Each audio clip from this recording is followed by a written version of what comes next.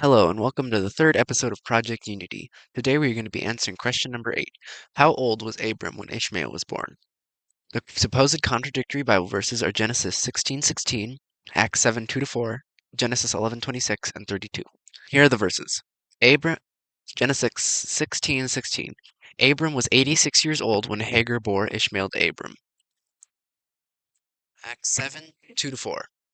And Stephen said, Brothers and fathers, hear me. The God of glory appeared to our father Abraham when he was in Mesopotamia before he lived in Haran, and said to him, Go out from your land and from your kindred and go into the land that I will show you.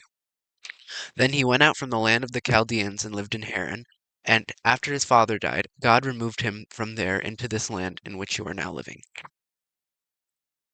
Genesis 11:26. When Terah had lived 70 years, he fathered Abram, Nahor, and Haran. And 32. The days of Terah were 205 years, and Terah died in Haran. So what I believe the Reason Project is trying to say is that Abram was was born when Terah was 70, but he left for Canaan when he was 75, and Terah died. But apparently Terah lived 205, so that would be 135 years. And how could he have done that? How could he have fathered Ishmael when he was 86 in Canaan when he didn't even leave it until he was 135?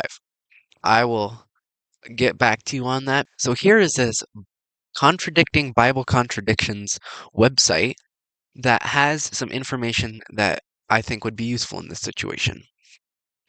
It says, in the former article, we have shown that Abram left Haran when he was 75, and so there is no problem with the fact that Ishmael was born in Canaan in the house of Abram, who was then 86 years old. Compare the article, how old was Abram when he left Haran? So, here it is. So, the solution to this is that the assumption of the critic is that Terah got 3 sons in his 70th year, Abram, Nahor, and Haran, Genesis 11:26. However, that is not convincing. The text says word by word, and Terah was 70 years, and he became the father of Abram, Nahor, and Haran. It is more convincing that after his 70th year, these 3 sons had been born, not in the same year. That means that Abram was born when Terah was 130 years. 205 minus 75 equals 130. Genesis 11:32 combined with 12:4. The fact that Abram is mentioned first, 11:26, while probably he was the last son of Terah, may be due to the important role that Abram had in the family.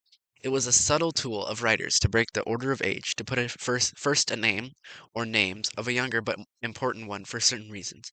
Compare 1 Chronicles 3:5. So the conclusion is that according to Genesis and Acts, Abram left Haran at the age of 75. There is no Bible contradiction in the holy text. I will get up the 1 Chronicles 3:5 and get back to you. Here's 1 Chronicles 3:5. These were born to him in Jerusalem: Shimea, Shobab, Nathan, Solomon, 4 by Bathsheba the daughter of Amiel.